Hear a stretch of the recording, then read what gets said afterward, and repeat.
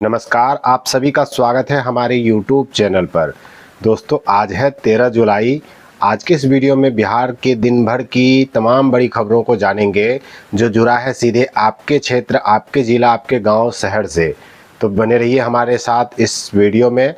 और चैनल पर पहली बार आए हैं तो वीडियो को लाइक करके चैनल को सब्सक्राइब जरूर कर दीजिए। चलिए जानते हैं महत्वपूर्ण बड़ी खबरों को।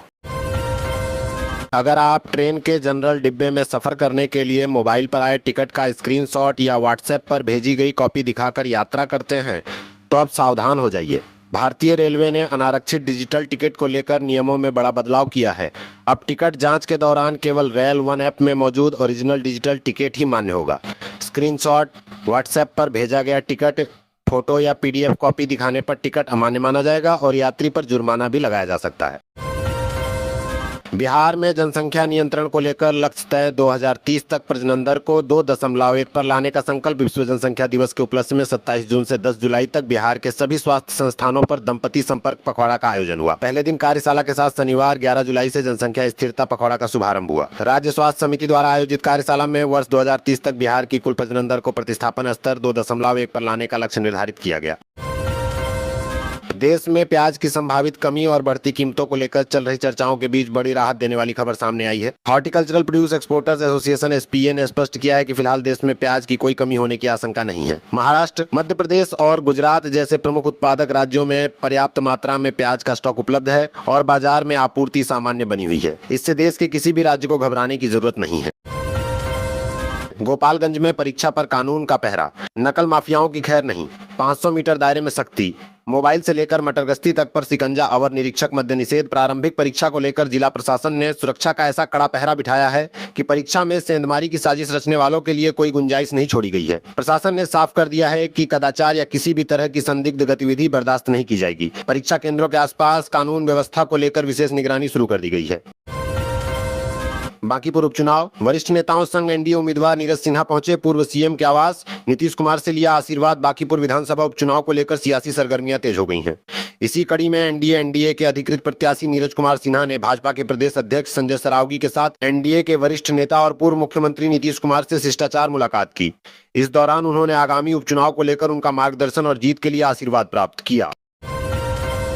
जीविका दीदियों के लिए बड़ी खुशखबरी, हर पंचायत में मिलेगा सुधा बूथ। सरकार देगी 60,000 रुपए। बिहार सरकार ने मुख्यमंत्री महिला रोजगार योजना के तहत जीविका दीदियों को पंचायतों में सुधा बूथ चलाने का अवसर दिया है। इस पहल से रोजगार सृजन होगा, जिसमें सरकार 60,000 रुपए की वित्तीय सहायता देगी। नवादा से पटना पहुंचे स्कूल से निष्कासित बच्चे, आर ब्लॉक पर भूखे प्यासे धरना, बोले हमें न्याय चाहिए। नवादा जिले के रजौली अनुमंडल मुख्यालय स्थित राजकीय अंबेडकर आवासीय विद्यालय का विवाद अब राजधानी पटना तक पहुंच गया है। विद्यालय से निष्कासित किए जाने का आरोप लगाने वाले 11वीं और 12वीं कक्षा के छात्र रविवार सुबह पटना पहुंचे और आर ब्लॉक के पास धरना पर बैठ गए। छात्रों का आरोप है कि छात्रावास में मिलने वाले खराब भोजन का विरोध करने पर उनके साथ मारपीट की गई और बाद में उन्हें विद्यालय से निकाल दिया गया। कैमूर के मोहनिया में इंस्टाग्राम पर अवैध हथियार लहराते हुए वीडियो वायरल होने के बाद पुलिस ने त्वरित कार्रवाई कर बघनी गांव निवासी रितेश कुमार को गिरफ्तार कर लिया। आरोपी पर आर्म्स एक्ट के तहत मामला दर्ज किया गया है। पुलिस हथियार की बरामदगी के साथ यह भी जांच कर रही है कि हथियार कहां से आया और मामले में कोई अन्य व्यक्ति शामिल है या नहीं। नवादा में आवासीय स्कूल के छात्रों का हंगामा, बीडब्ल्यूओ पर जातिसूचक गाली और प्रताड़ना के गंभीर आरोप। जांच के घेरे में पूरा मामला जिले के डॉ भीमराव अंबेडकर आवासीय 2 विद्यालय रजौली से जुड़ा एक गंभीर मामला सामने आया है। शनिवार को विद्यालय के कई छात्र अचानक स्कूल ड्रेस में समाहरणालय पहुंच गए और ब्लॉक वेलफेयर ऑफिसर बीडब्ल्यूओ समेत 2 अन्य शिक्षकों के खिलाफ जिला प्रशासन को शिकायत सौंपी। छात्रों ने आरोप लगाया कि विद्यालय में शिकायत करने पर उनके साथ जातिसूचक गाली गलौज, दुर्व्यवहार और भेदभाव किया जाता है। लंबे इंतजार के बाद शिवहर जिले के छात्रों के लिए अच्छी खबर सामने आई है। 15 जुलाई से जिले के 3 नए डिग्री कॉलेजों का विधिवत शुभारंभ होने जा रहा है। जिलाधिकारी प्रतिभा रानी की पहल और लगातार मॉनिटरिंग के बाद उद्घाटन की सभी तैयारियां पूरी कर ली गई हैं। जिले के प्रभारी मंत्री मुख्य अतिथि के रूप में इन शिक्षण संस्थानों का उद्घाटन करेंगे। यह पहल पूरे बिहार में एक साथ शुरू हो रहे 211 नए डिग्री कॉलेजों के अभियान का हिस्सा है। ई रिक्शा चालक बना अरबपति, खाते में आए 7.5 अरब रुपये। मैसेज देख उड़े होश गया जी। शहर में उस समय सनसनी फैल गई जब एक साधारण ई रिक्शा चालक के बैंक खाते में अचानक अरबों रुपये आ गए। इतनी बड़ी रकम देखकर न सिर्फ खाता धारक का दिमाग हिल गया, बल्कि पूरे मोहल्ले और घर में इस बात की चर्चा आग की तरह फैल गई। बिहार ने गुंडाराज देखा है, इसलिए इन पर नहीं भरोसा। मुजफ्फरपुर को 1047 करोड़ की सौगात देकर खूब बरसे। सीएम सम्राट चौधरी। मुख्यमंत्री सम्राट चौधरी ने रविवार को मुजफ्फरपुर दौरे के दौरान विपक्ष पर तीखा राजनीतिक हमला बोलते हुए कहा कि बिहार की जनता ने गुंडाराज और अराजकता का दौर देखा है, इसलिए आज लोगों का भरोसा प्रधानमंत्री नरेंद्र मोदी और मुख्यमंत्री नीतीश कुमार के नेतृत्व वाली एनडीए सरकार पर है। उन्होंने दावा किया कि राज्य में विकास की रफ्तार तेज हुई है और जनता विकास तथा सुशासन के आधार पर एनडीए के साथ खड़ी है। पटना के राजेंद्र नगर रेलवे यार्ड में धधकी आग, मची अफरा तफरी। 15 दमकलों ने घंटों की मशक्कत के बाद पाया काबू। लाखों के नुकसान की आशंका। राजधानी पटना के Rajendra Nagar railway yard coaching complex में रविवार सुबह भीषण आग लगने से हड़कंप मच गया। देखते ही देखते आग ने यार्ड के बड़े हिस्से को अपनी चपेट में ले लिया, जिससे मौके पर अफरा तफरी का माहौल बन गया। धुएं का घना गुबार दूर दूर तक दिखाई देने लगा और घटना की सूचना मिलते ही पुलिस तथा अग्निशमन विभाग की टीमें मौके पर पहुंच गईं। बिहार में ग्रीनफील्ड सैटेलाइट टाउनशिप को रफ्तार। अहमदाबाद की यूनिवर्सिटी संभालेगी कमान, बदलेगी शहरों की सूरत। बिहार सरकार ने ग्रीनफील्ड सैटेलाइट टाउनशिप परियोजनाओं को गति देने के लिए अहमदाबाद के सीईपीटी विश्वविद्यालय को तकनीकी सहायता की जिम्मेदारी सौंपी है।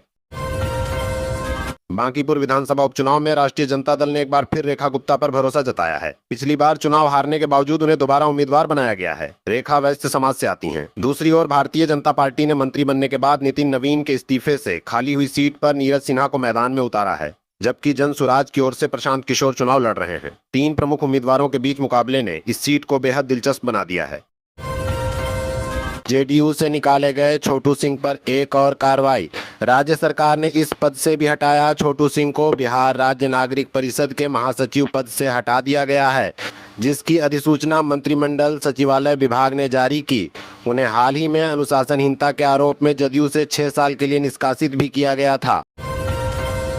नेपाल बांग्लादेश के बाजारों में बिहार की दस्तक।